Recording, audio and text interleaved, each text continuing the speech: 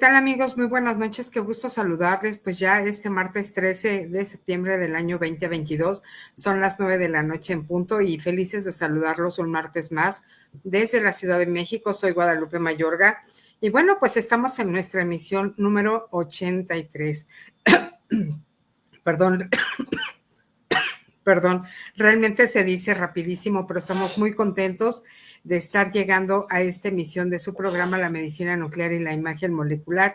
Y bueno, pues ya conocen ustedes a nuestro experto titular, el doctor Iván Díaz Meneses, médico nuclear. ¿Cómo está, doctor? Muy buenas noches.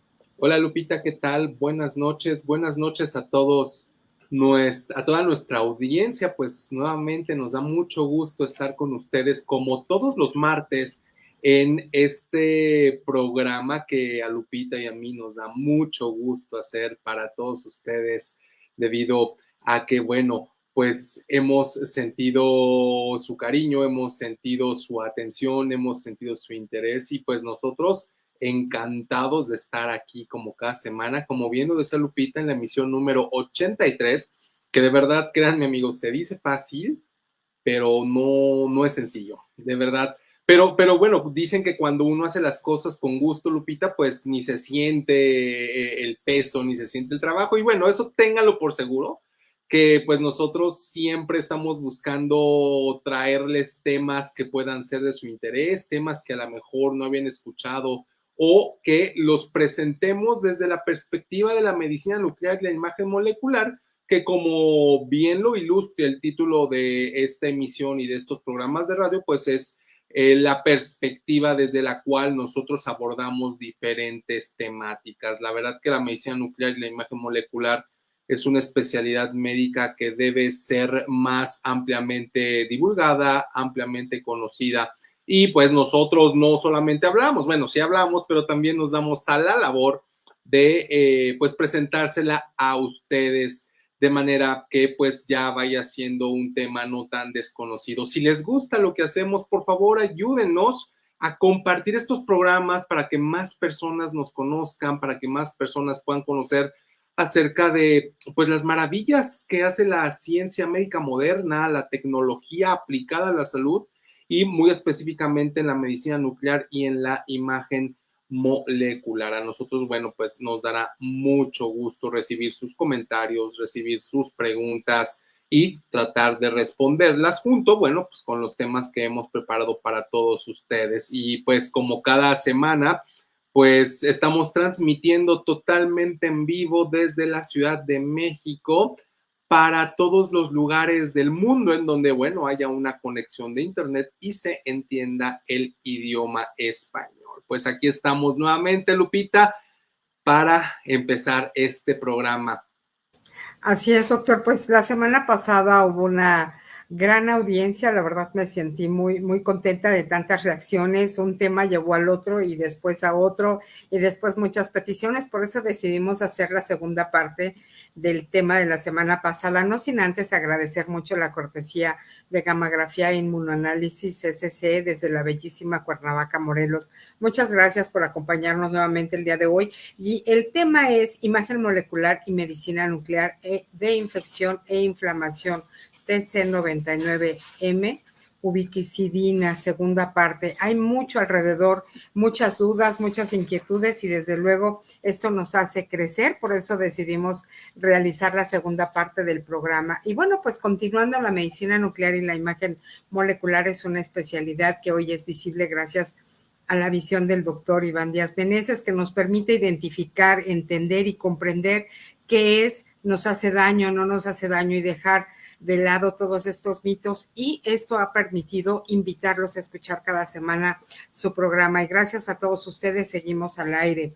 Y el tema de hoy se los recordamos, imagen molecular y medicina nuclear de infección e inflamación TC99M, ubiquicidina, segunda parte. Y bueno, lo más importante de todo esto, ¿quién es nuestro experto titular? ¿Por qué lo siguen? ¿Por qué tanta importancia de escucharlo? Bueno, vamos a presumirles nuevamente un mexicano brillante, profesional de la medicina nuclear y la imagen molecular, formado en el Centro Médico Nacional Siglo XXI, el Instituto Nacional de Cancerología, el Instituto Nacional de Neurología, con posgrados de alta especialidad médica en neurociencias nucleares y oncología nuclear, amplia experiencia por más de 10 años en la práctica clínica. Su desenvolvimiento lo llevó a los ámbitos privado y público, con presencia e influencia profesional en todo México y el extranjero.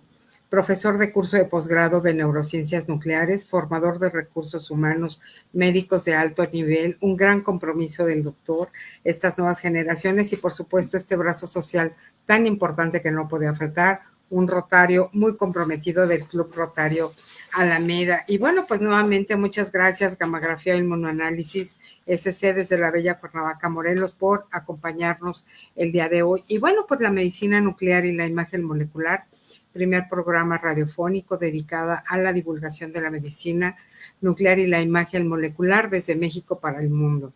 Y bueno, somos los primeros divulgadores pioneros en lenguaje español, totalmente verificado, una especialidad médica de excelencia y de vanguardia. Y bueno, pues como les comentamos, hoy es 13 de septiembre, previo al 15 de septiembre. Aquí en México es una fiesta nacional que nos llena de inmenso orgullo.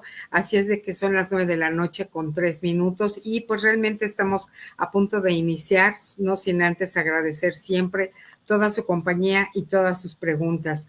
El contexto editorial lo manejamos hace una semana. Las bacterias infecciosas se reproducen rápidamente dentro del cuerpo y pueden provocar enfermedades. Muchas despiden sustancias químicas llamadas toxinas que pueden dañar los tejidos y así causan enfermedades. Ya nos platicó mucho de este tema el doctor la semana pasada y en base a esto se despertaron muchísimas preguntas, muchísimas dudas que desde luego el doctor dará continuidad a todo ello.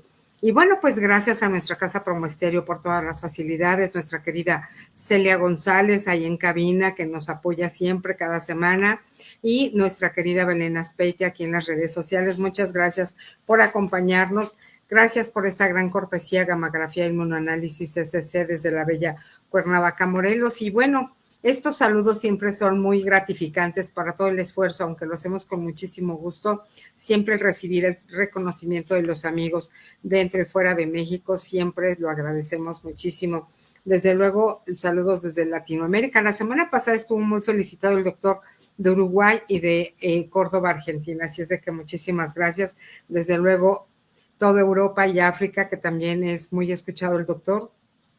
Y desde luego, pues, gracias por esta gran iniciativa del doctor Díaz Meneses. Y bueno, pues recuerden que cada estudio que ustedes requieran nos pueden llamar al 5510-640164 y el equipo del doctor se pone en contacto con ustedes para identificar su necesidad y reprogramarlo o enviarlo a cada estado de la República Mexicana para que ustedes puedan atenderse debidamente. Y bueno, pues hoy, doctor, un dato curioso, bien importante, la resistencia bacteriana. ¿Nos comparte? Sí, Lupita, este es un dato curioso, muy interesante, es algo que nos debe preocupar y ocupar, sobre todo, bueno, por las implicaciones en la salud humana que esto tiene. Está ligado al tema del día de hoy, debido a que, como su nombre lo dice, pues las bacterias, al ser entes vivos, pues buscan, como cualquier ente vivo, pues sobrevivir, persistir. Y pues las bacterias, pues realmente que han sido unas campeonas, han sido muy buenas para lograr esto. Como lo decíamos en el programa pasado, Lupita, pues las bacterias están en este mundo mucho antes que nosotros, o sea, para empezar. Imagínate el tiempo durante el cual pues las bacterias han logrado dar solución a los problemas que atentan a su supervivencia. Entonces son organismos muy antiguos que han persistido, que han proliferado, que están prácticamente en todas las partes. Virtualmente, teóricamente, pues están en todas partes, ¿no? Y fue justo antes de este siglo XX, antes del siglo XX, pues la mortalidad por causas infecciosas era una mortalidad muy importante. Imagínense que en el siglo XIX, en el siglo XVIII, Pues la gente no moría más frecuentemente como ahora en algunos países que tienen un buen sistema de salud, una buena calidad de vida, por cáncer o por enfermedades neurodegenerativas o por infartos. O sea, la gente se moría por infecciones. Porque bueno, pues tenían en primer lugar, pues se desconocía mucho de la relación que podían tener los microorganismos con las infecciones. No fue hasta que Luis Pasteur o Roberto Koch en los años, en el siglo de los 1800, pues establecieron este tipo de relaciones. Entonces, pues la gente moría de eso.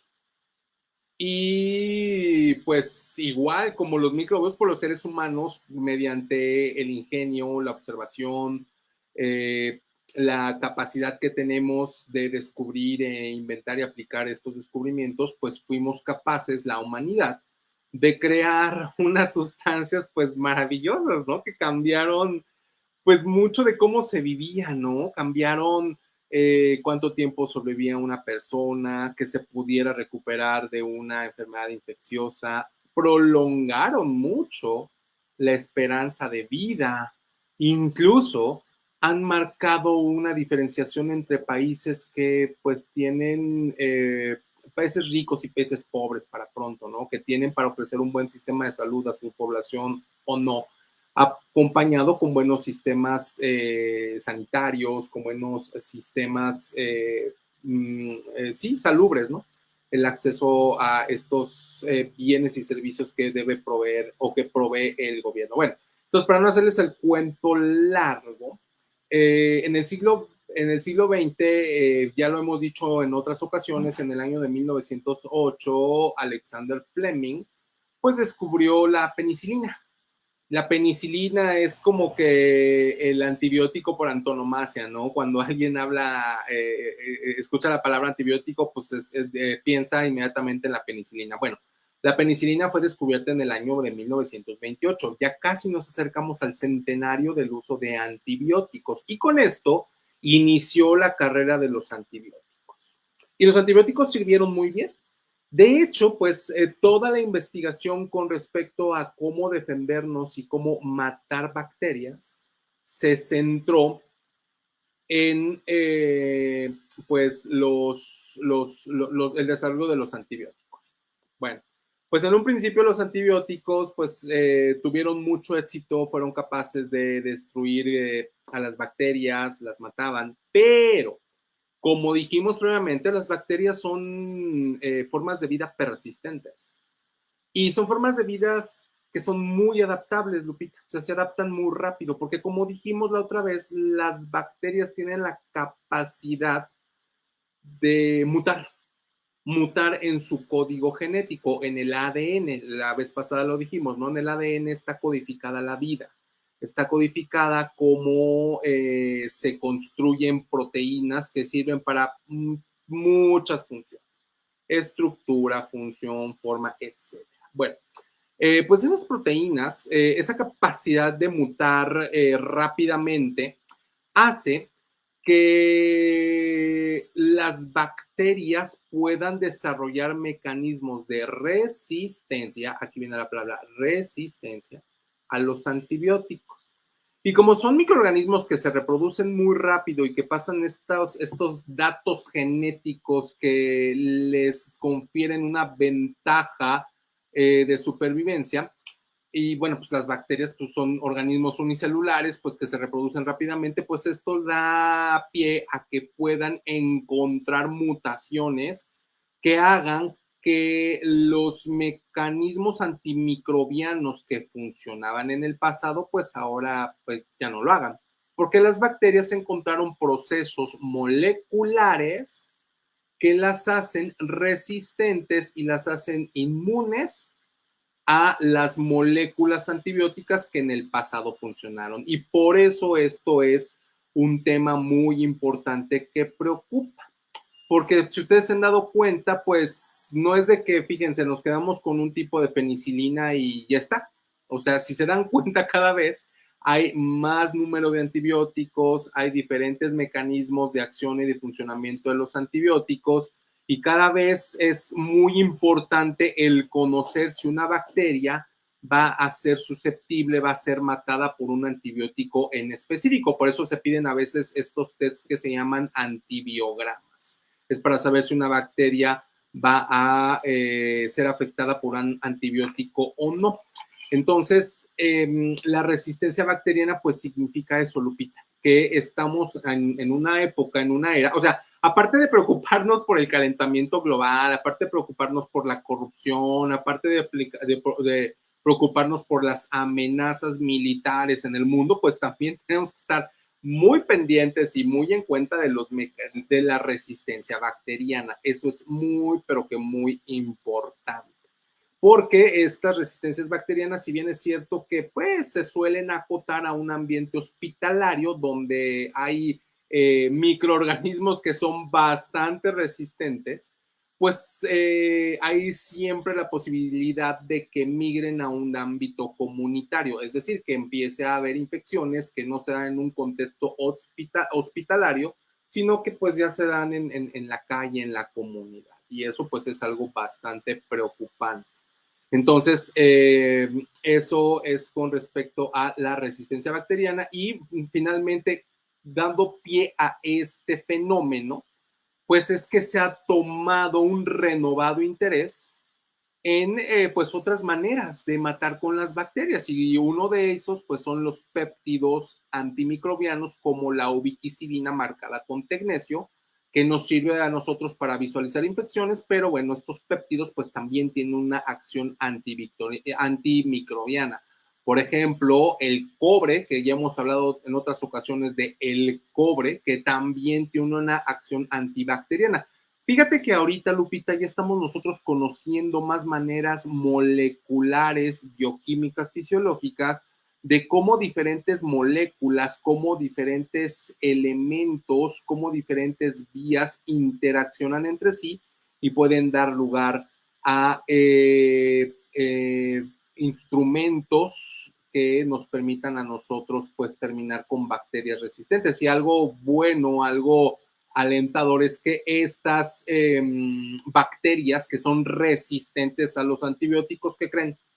No han desarrollado resistencia a péptidos antimicrobianos ni a elementos metálicos como el cobre.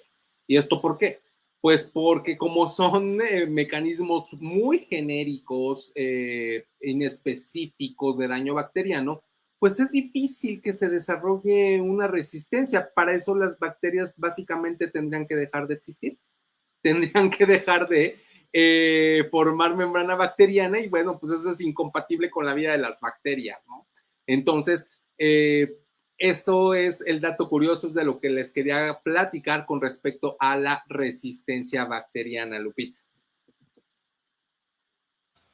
Así es, doctor. Pues muchísimas gracias. Pues dentro de todas las preguntas que llegaron la semana pasada es, ¿cuáles son estos grandes estudios de la medicina nuclear?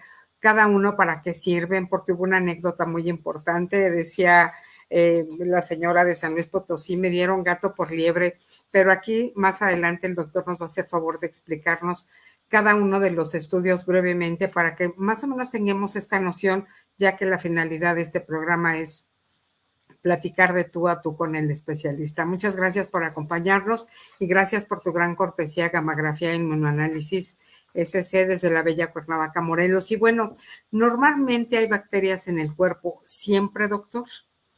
Sí, Lupita, esto es algo que hay que tener en cuenta. Hace ratito estaba diciendo, ¿no? Cómo Koch y Pasteur, bueno, obviamente ellos hicieron un gran avance, un gran aporte, un gran descubrimiento, pero cómo la visión de una teoría de la salud y la enfermedad que puede ser provocado por microorganismos hizo que de repente nosotros perdiéramos el enfoque y pensáramos que necesariamente los microorganismos, incluidos bacterias, hongos, incluso virus, levaduras, protozoarios, necesariamente tienen que ser nocivos para la salud. Y la verdad es que eso no es cierto. Fíjate que yo estaba revisando para preparar el tema y me encontré con un dato muy interesante. A mí me llamó mucho la atención y se los voy a compartir, por supuesto. Pero lo primero que tenemos que decir es que sí, en nuestro cuerpo hay bacterias y nosotros vivimos en una buena simbiosis. Simbiosis quiere decir la capacidad que tienen dos organismos vivos de coexistir en beneficio recíproco. Es decir, pues nosotros somos como que el hogar de muchas bacterias y a cambio de eso, pues las bacterias nos dan un servicio para la salud. El problema es cuando se rompe ese equilibrio, ¿no? Y empieza a haber bacterias, pues, o un comportamiento anormal de las bacterias. También es cierto que hay bacterias que son 100% patógenas, o sea que por más que queramos, jamás vamos a poder coexistir con esas bacterias, siempre nos van a enfermar. Pero, pues hay bacterias, por ejemplo, en nuestra boca, bueno, en todo el cuerpo, Lupita, para pronto, o sea, hay bacterias en la piel, hay bacterias en la boca, hay bacterias en el tracto digestivo, y hay, bueno, sitios en donde pues no hay bacterias como por ejemplo, o no debería haber bacterias como por ejemplo la sangre, como por ejemplo la bilis o otro tipo de órganos, ¿no? Pero sí que hay bacterias en nuestro cuerpo. De hecho, con el estudio con ubiquinona es algo interesante que nosotros dentro de las imágenes podamos ver la distribución, sobre todo, del acúmulo de bacterias intestinales, que es el lugar en donde pues hay más bacterias en nuestro cuerpo, ¿no?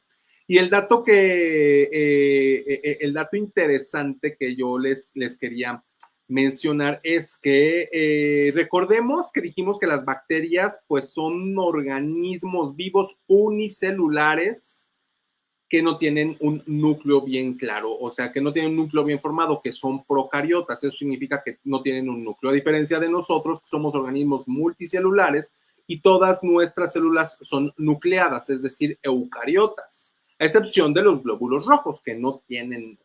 Pero bueno, en principio empiezan siendo eucariotas. Bueno, entonces, fíjense, este es un dato que a mí me dejó impresionado, ¿no? Se han hecho cálculos, obviamente, serios, en donde dice que un ser humano, un adulto en promedio, tiene 100 trillones de células, de todo tipo de células. Hay como 200, 250 tipos diferentes de células, pero en su conjunto son como 100 trillones de células. Y el dato interesante es que aproximadamente hay 1.5 trillones de microbios. Es decir, o sea, hay muchas, pero que muchas,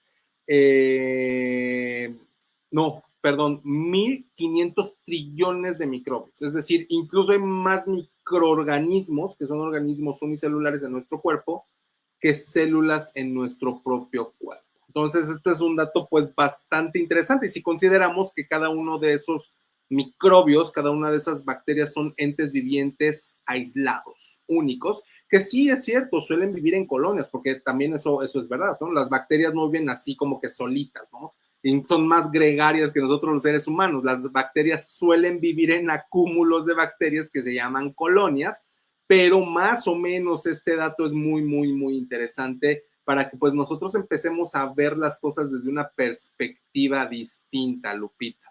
Entonces, sí, hay bacterias que nos permiten a la digestión, por supuesto, porque te digo que es el lugar en donde hay un mayor número de bacterias, nos ayudan a la digestión. Hay bacterias que nos ayudan a evitar que otro tipo de bacterias patógenas colonicen cavidades como la cavidad oral, por ejemplo, ¿no?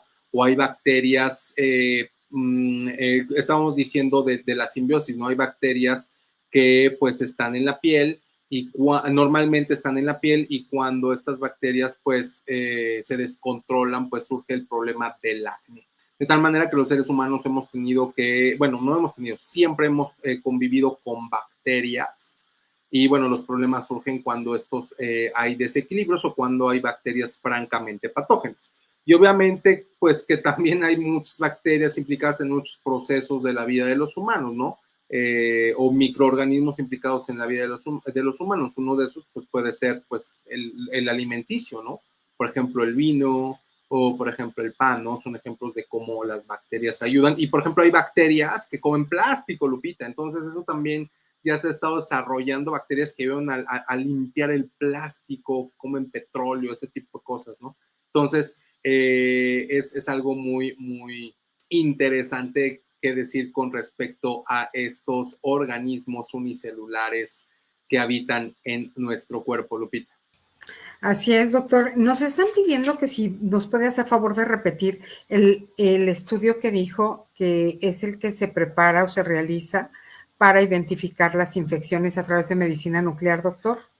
Sí, claro, y voy a aprovechar para dar una breve, si cabe la palabra, una breve historia de todo lo que tenemos en medicina nuclear para identificar infecciones. Bueno, vamos a empezar con lo más sencillo o con lo más actual para que no lo tengamos bien presente.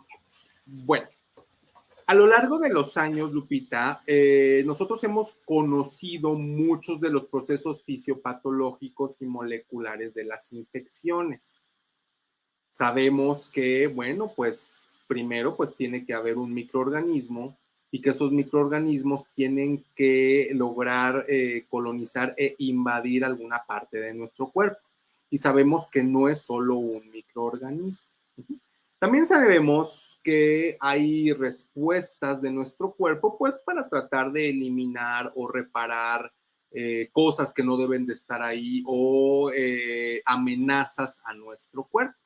Y esto desencadena una serie de procesos del sistema inmune, que como ya lo dijimos otras veces, hay el sistema inmune innato, con el que nacemos, que da respuestas inespecíficas, como la inflamación, por ejemplo, o como el reclutamiento de péptidos antimicrobianos, que es de lo que hemos estado hablando, y hay sistemas adaptativos que ya son más finos, son más específicos, y pues básicamente son la generación de anticuerpos. Básicamente.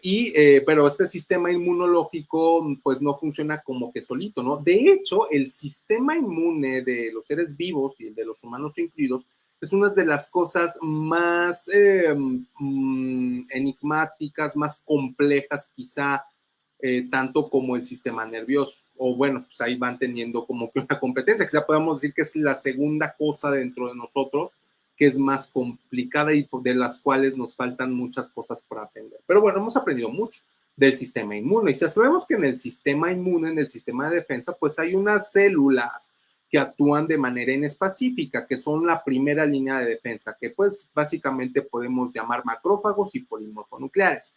Y hay otras células que se activan en un sistema más adaptativo, en un sistema que ya, como te dije, es más específico, que son los linfocitos mediante la producción de anticuerpos, como por ejemplo lo que estuvimos haciendo con lo del COVID, ¿no? Que se estuvo haciendo que se generen anticuerpos, es decir, es una respuesta muy, muy específica. Bueno, pues estas células en su conjunto, Lupita, se llaman leucocitos y están en nuestra sangre normalmente. De hecho, es anormal que no haya leucocitos en la sangre y es anormal que haya leucocitos de más en la sangre. Entonces, son leucocitos, pronto. Y esos leucocitos pues, tienen que ver mucho en los procesos anormales que se dan durante una infección. Otra cosa que también entra en papel dentro de los procesos infecciosos, pues son los vasos sanguíneos, los vasos sanguíneos con unas células en específico que se llaman las células endoteliales, los epitelios de los órganos, que son las células específicas para cada tipo de órgano, y los factores de transferencia, las citocinas, las quimosinas, que juegan un papel importante en los mecanismos de defensa, como el sistema del complemento, así se llama, que también es un sistema inespecífico o un poco no tan específico de respuesta. Bueno, después de todo de pavimentar el camino, bueno, pues entramos a lo de la medicina nuclear. Recordemos que la medicina nuclear y la imagen molecular es la imagen médica de la bioquímica, de la fisiología, de la patología, de la inmunología. Esto no lo puedes ver con una reso, no lo puedes ver con una tomografía, no lo puedes, con una resonancia. No se ve con una tomografía, no se ve con un ultrasonido, pues que son procesos más anatómicos. Nuevamente, Nosotros somos los especialistas en imágenes funcionales. No toda la enfermedad se sustenta en una anomalía morfológica. Por eso hay rasgos de las enfermedades que solamente se pueden ver por estudios de medicina nuclear e imagen molecular. Y el especialista, el que sabe ver esas imágenes, pues es el médico nuclear. Entonces, durante el desarrollo de la medicina nuclear, pues ha habido pues varias etapas de radiotrazadores, ¿no? Entonces nosotros empezamos bueno, pero dije que iba a empezar por lo más moderno. Al día de hoy, lo que nosotros tenemos, pues es como que algo muy sofisticado que, como les decía, empezó a tener relevancia nuevamente por la resistencia bacteriana y son precisamente los péptidos antimicrobianos. El único péptido antimicrobiano de uso clínico en México, es decir, que ustedes pueden llegar a un gabinete de medicina nuclear y solicitarlo o que se los pida su doctor, es la ubiquinona. La ubiquinona es un péptido antimicrobiano. Ya dijimos que los péptidos son cadenas cortas de aminoácidos y que los aminoácidos cuando crecen en suficiente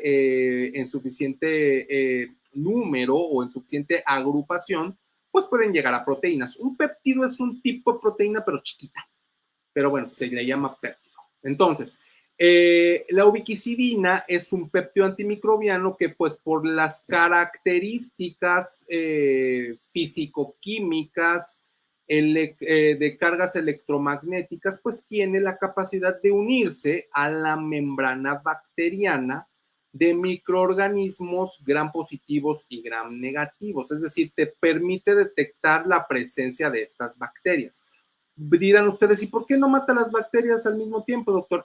Pues porque para eso necesitamos una concentración mucho más alta para ver que para solamente visualizar las bacterias. Pero la ubiquinona tiene esa capacidad y a nuestro conocimiento, Lupita, no ha habido una manera en que las bacterias puedan escapar al reconocimiento de estos péptidos antimicrobianos. ¿Esto qué quiere decir? Que pues es una muy buena herramienta para la detección de procesos infecciosos, por ejemplo, en una prótesis de cadera, en una prótesis valvular en el corazón o en algún otro sitio del cuerpo, ¿no? Entonces, la ubiquinona es básicamente lo que se está utilizando actualmente en todo México. Y es lo que ha perdurado y es lo que ha persistido, pues porque tiene muchas ventajas, Lupita. Es fácil de marcar, es fácil de tener una dosis en prácticamente cualquier gabinete de medicina nuclear de México, tiene un costo razonable. Recordemos que los estudios de medicina nuclear pues no se caracterizan por ser pues precisamente baratos, pero tiene un costo razonable. O sea, tampoco son estudios excesivamente caros y bueno, tiene una buena eficacia diagnóstica. ¿Esto qué quiere decir? Que tiene una buena capacidad para detectar una infección y tiene una buena capacidad muy importante para discriminar entre lo que está infectado y lo que parece que está infectado, pero no está infectado. O sea, eso es muy importante, o sea, extremadamente importante. Y por eso es que la ubiquinona pues nos gusta mucho. Yéndonos un poquito más atrás, ¿qué otros radiotrazadores se han utilizado para visualizar algún proceso fisiopatológico de la infección? Bueno, pues el otro radiotrazador que está actualmente en uso clínico, que bueno, no tiene tanta disponibilidad en México como la ubiquinona, es precisamente la imagen con FDG. Si ustedes creían que el FDG y que el PET solamente era para cáncer, bueno, pues ahorita les estoy diciendo que no. El FDG también tiene un amplio potencial para estos procesos inflamatorios infecciosos. ¿Por qué? Pues porque dentro de la fisiología de las infecciones y las inflamaciones, pues también hay puntos, también hay elementos que requieren para funcionamiento el consumo de energía.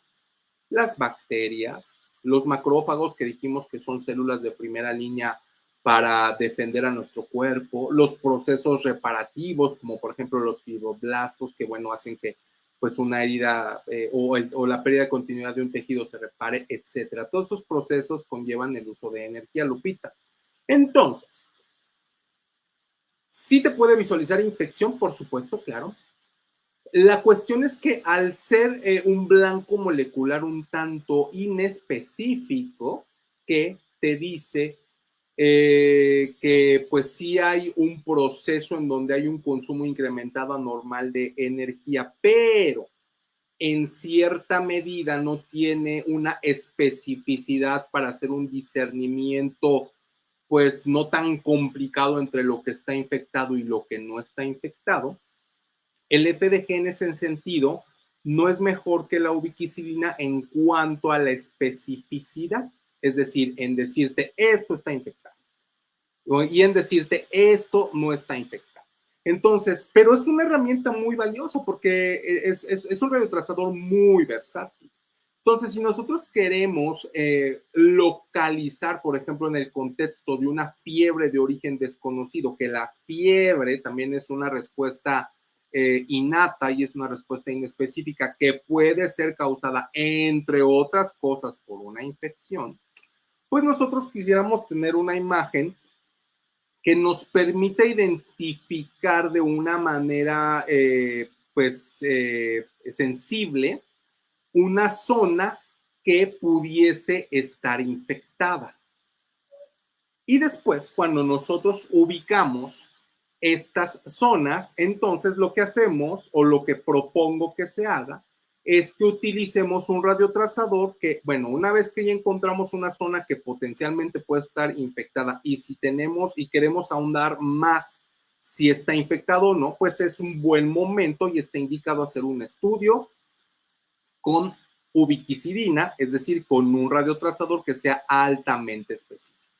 De tal manera que cuando nosotros como médicos nucleares podemos abordar a nuestros pacientes desde diferentes puntos de vista metabólicos, fisiológicos, bioquímicos, nosotros somos capaces de decir con una más alta razonable certeza, primero, si hay infección o no hay infección.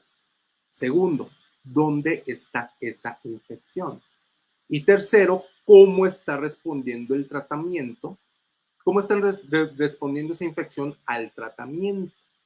Entonces, estas son cosas bastante importantes que, como se pueden dar cuenta, en un contexto clínico de un paciente que no está sobrellevando una enfermedad infecciosa o potencialmente infecciosa, fácilmente diagnosticable o de visualizar, pues esta información es muy valiosa y esta información es muy deseable. Entonces, los especialistas que tenemos la formación para poder dar estas respuestas trascendentales mediante el uso de radiotrazadores, nuevamente, somos los médicos nucleares, no son los radiólogos, no son los especialistas clínicos que piden una interconsulta a medicina nuclear. Precisamente por eso piden una interconsulta mediante un estudio. Y nosotros, médicos nucleares, tenemos la gran responsabilidad de poderles dar respuestas útiles y razonables a los pacientes. Entonces, esto es como lo que utilizamos actualmente en la práctica clínica actual. Mi propuesta es que utilicemos un abordaje de 2 radiotrazadores. Obviamente todo esto es personalizado y dependiente del contexto clínico. Hay veces que solamente con el estudio con ubiquinona es suficiente y hay veces que solamente con el estudio de FDG, es decir, de metabolismo energético, es suficiente. O hay veces en que se requieren los dos. ¿Quién es el experto que le puede decir a usted con fiabilidad qué es lo que se debe de hacer? Pues el médico nuclear. El médico nuclear, por eso somos médicos especialistas y somos altos especialistas, porque nosotros somos los que sabemos cómo utilizar los radiotrazadores en los diferentes contextos clínicos. Bueno, entonces, la propuesta es esa, ¿no? Utilizar protocolos duales cuando sea posible, pues para poder tener una mayor certeza diagnóstica. Bueno, yéndonos un poquito más en el tiempo hacia atrás, pues hubo otros radiotrazadores y aquí esto es muy importante aclararlo porque todavía sigue habiendo pacientes que solicitan este tipo de estudios y no es que no sea adecuado, o sea, por supuesto que es adecuado, pero finalmente hay radiotrazadores que han evolucionado, hay radiotrazadores que nos dan una mejor eficacia diagnóstica de una manera menos cara o de una manera más disponible o de una manera más amplia. Entonces, otra de las cosas que hemos utilizado para visualizar infecciones, Lupita, por ejemplo, en México, son antibióticos radiactivos. Ustedes conocen el ciprofloxacino, han oído hablar del ciprofloxacino. Bueno, pues los médicos nucleares, los especialistas en radiofarmacia, pues hicieron el marcaje de ciprofloxacino.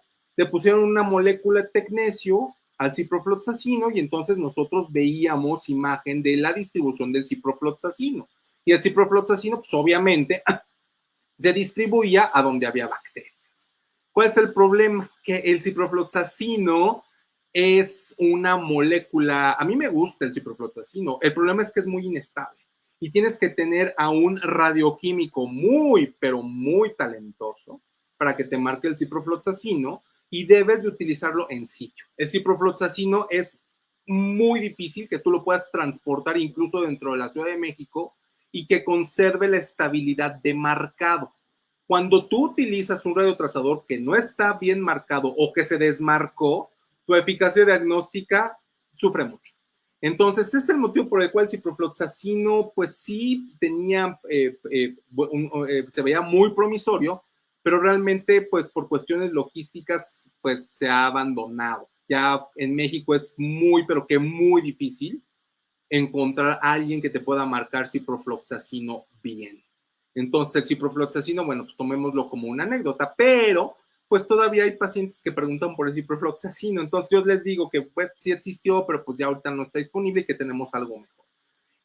Otra aproximación diagnóstica son los leucocitos marcados. Esto es también muy importante. Los leucocitos marcados es un radiotrazador muy interesante, muy bonita, su radioquímica, su fisiología. Sin embargo, tiene el problema de que pues no son fáciles de marcar, que involucra el manejo de fluidos corporales, en este caso pues la sangre de un paciente y volverle a meter la sangre al paciente. O sea, imagínate, hay que sacar la sangre del paciente, marcar la sangre del paciente, volverle a meter la sangre al paciente y bueno, pues eso conlleva pues, riesgos que sí se pueden manejar bastante bien, o sea, hay expertos que saben hacer todos estos marcajes, pero bueno, el ya empezar a manipular líquidos corporales y volverlos a meter como que pues ya no hay tanta necesidad de hacer eso porque pues ya tenemos otros radiotrazadores, pero bueno, es un buen radiotrazador. El problema de los leucocitos marcados es que como pasa con la FDG es inespecífico, porque los leucocitos, ya dijimos que son los leucocitos, acuérdense, los leucocitos pues suelen tener pues suelen atacar diferentes amenazas al cuerpo, ¿no? Inflamaciones estériles, suelen atacar bacterias, microorganismos, por supuesto, tumores, por supuesto, traumatismos, por supuesto. Entonces, como que son un tanto inespecíficos. Y aparte, los pacientes tienen que tener una buena cantidad de leucocitos porque bueno, si no tienes una buena cantidad de leucocitos, pues hacerte leucocitos, pues es como que leucocitos radiactivos, pues es un tanto complicado, ¿no? Pero es muy bonito desde un punto de vista académico, ¿no? O sea, imagínate marcar leucocitos, pues hacerlos radiactivos y que veas a dónde se van. Otra cosa es que los leucocitos radiactivos es preferible utilizarlo en infecciones más agudas porque cuando estas infecciones tienden a la cronicidad, la capacidad de detección de los leucocitos es como que menos buena que cuando la infección está en agudo.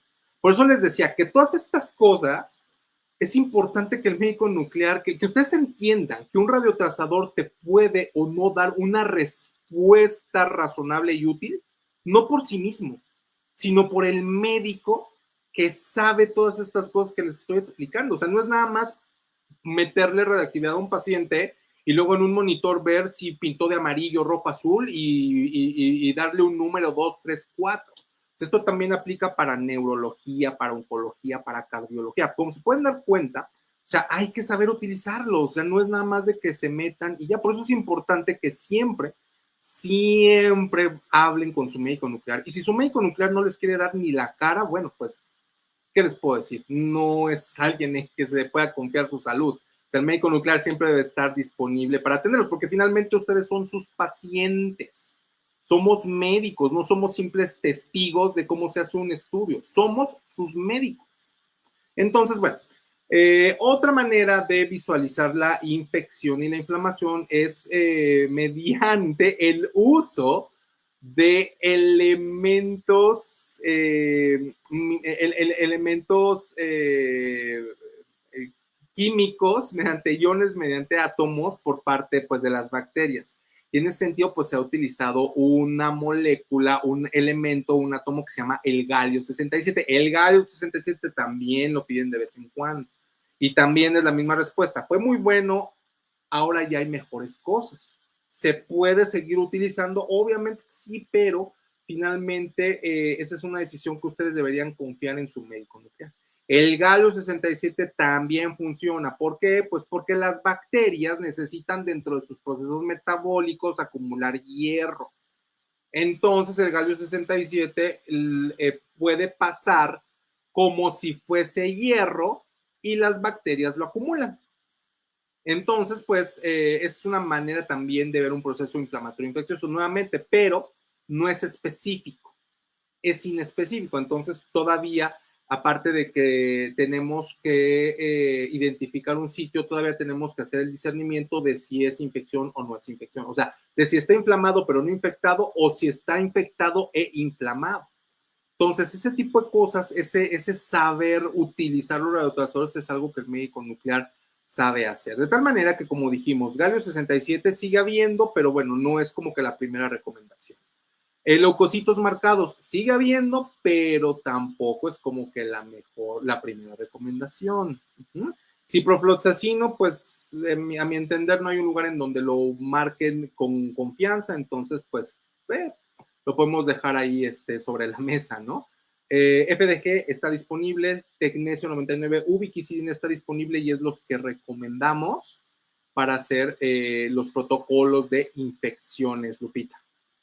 Así es, doctor. Pues antes de continuar, muchísimas gracias a Gammagrafía e Inmunoanálisis SC desde la bellísima Cuernavaca, Morelos. Gracias, Carolina Oñate, al doctor Díaz Meneses, Julio César Pérez, saludos al doctor Meneses, Marisol Bobadilla, excelente tema. Andrea Velasco, que siempre nos hace el enorme favor de ir respondiendo las preguntas en Facebook, que hoy sí están, pero a todo lo que da. Muchísimas gracias, Andrea, por continuar con nosotros y desde luego hacerle saber a la gente que cualquier pregunta está siendo escuchada.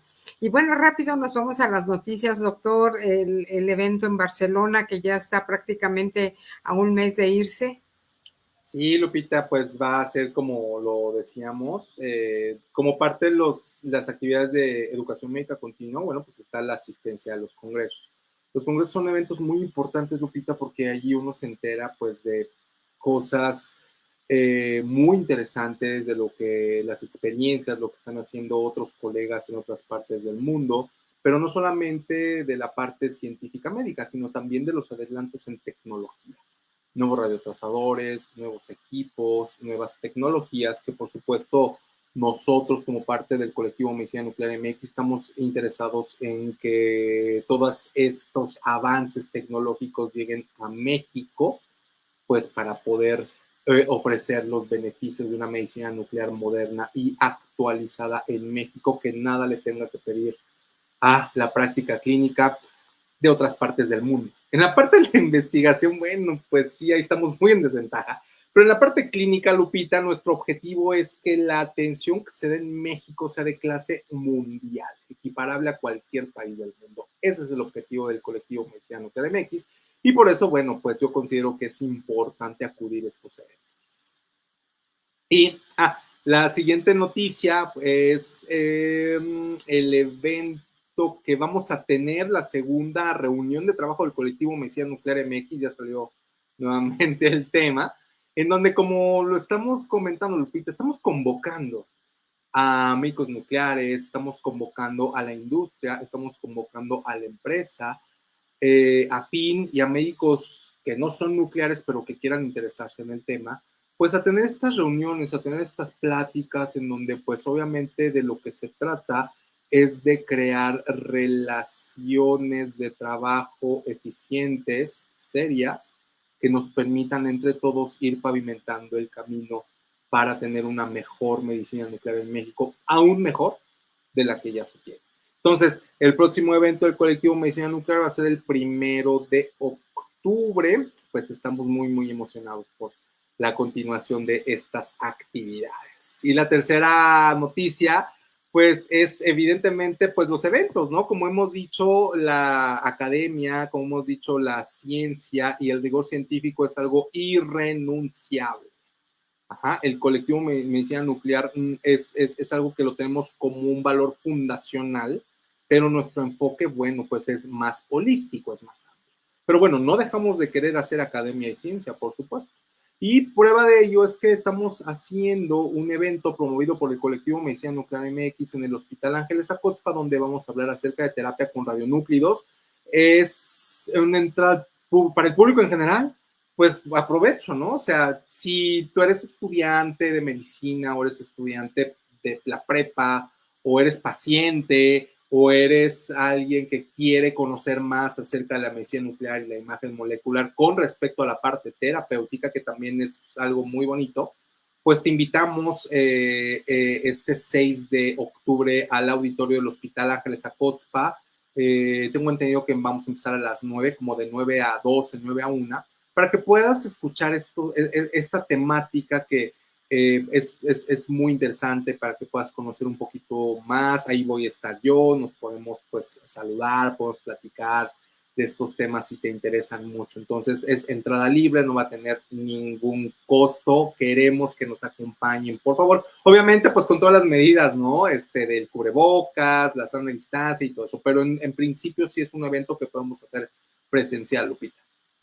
Así es, doctor. Y justo lo que comentaba usted ahorita con el tema del Congreso en Barcelona, hacen una pregunta que me llama mucho la atención en base a lo que usted dice. México se encuentra dentro de los mejores lugares en medicina nuclear. Yo creo que totalmente competitivo, ¿no, doctor? Es que México, México, México es como que algo muy, mira, yo me he dedicado a estudiar cómo son las circunstancias, las coyunturas, las particularidades, pues no solamente económicas y comerciales de la medicina nuclear, sino también la práctica clínica.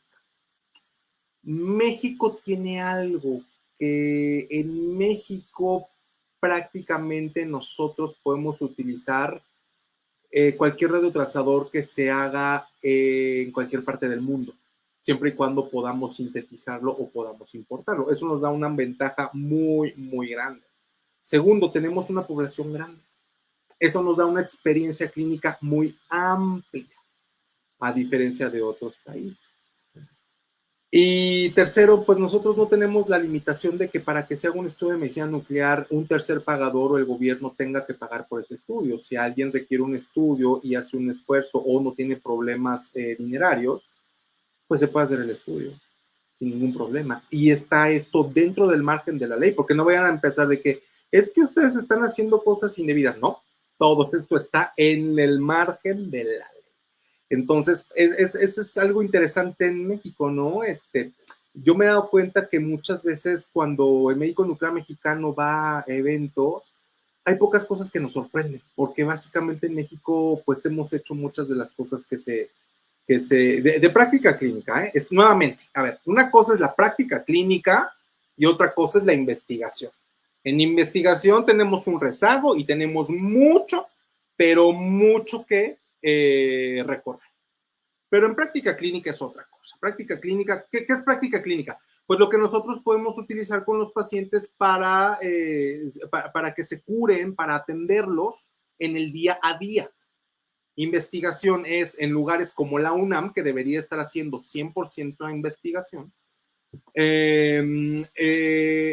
Bueno, sí hace investigación, no quiero que también se malinterprete. O sea, la UNAM se hace investigación, pero creo que podría ser más investigación. O sea, tienen un talento muy grande en su radiofarmacia y en su ciclotrón que se debería aprovechar más. Bueno, la investigación no es para fines de utilizar en el día a día en la atención a los pacientes, pero sí es para conocer ciertas cosas con respecto a la fisiología y al funcionamiento de nuestro cuerpo en los procesos de salud y enfermedad. Entonces, regresando al punto, en la práctica clínica el médico nuclear mexicano es muy competitivo porque tiene acceso a muchos radiotrazadores y porque tiene muchos pacientes. Y porque no tiene, en otros países sucede de que si por ejemplo, en Estados Unidos, en México nosotros tuvimos una mucho más amplia y mayor y más temprana experiencia con, por ejemplo, DOPA, el fluorodopa para el diagnóstico de Parkinson que en Estados Unidos, porque en Estados Unidos simplemente la gente no puede pagarse un PET, o sea, los PETs en Estados Unidos son carísimos, en Europa son carísimos, la gente no tiene dinero, la gente común, pues, o sea, los millonarios pues, se compran lo que sea, ¿no? Pero la gente común, la clase media, no le alcanza para pagarse un PET. Entonces, si no se los paga el gobierno, pues simplemente no se los hacen. Pero el gobierno les dicen, es que yo no te voy a hacer cualquier cosa porque yo necesito justificar el por qué te lo voy a hacer. Entonces, muchas veces en Estados Unidos lo que pasa es que esos estudios no se hacen porque el gobierno no se los paga y la gente no lo paga.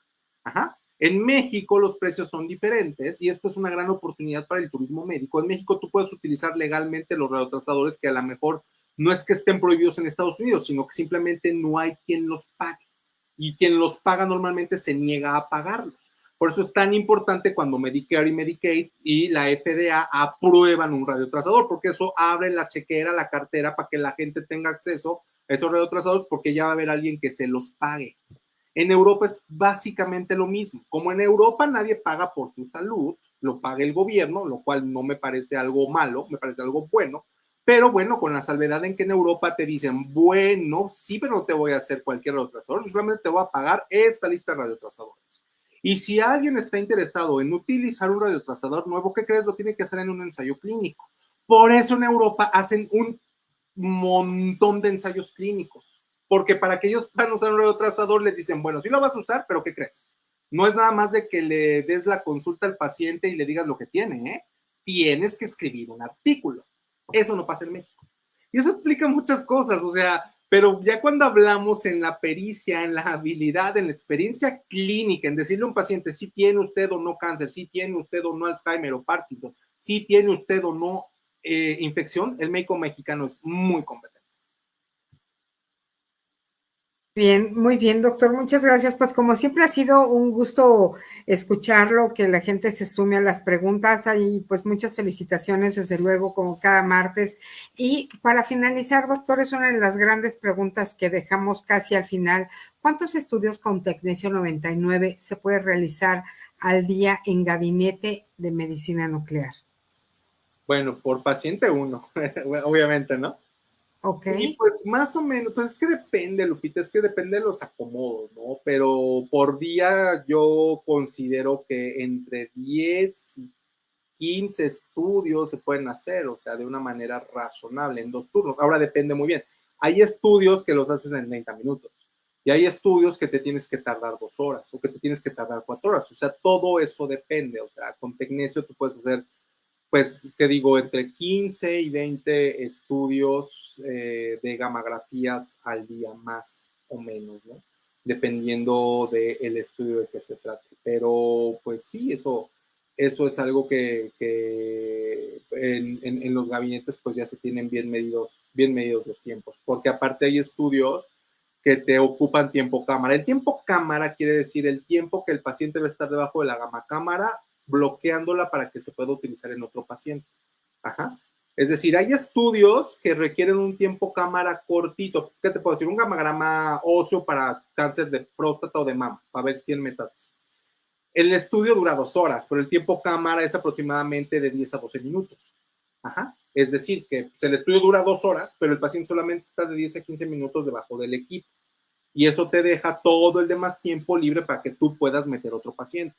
Pero, por ejemplo, un estudio de vaciamiento gástrico o de motilidad de la vesícula biliar son tiempos son estudios que tienen un tiempo cámara que no duran 2 horas, duran 1 hora o duran 90 minutos, pero durante esa hora y esos 90 minutos te bloquean la cámara. O sea, no puedes meter a otro paciente porque el paciente tiene que tener imágenes continuas.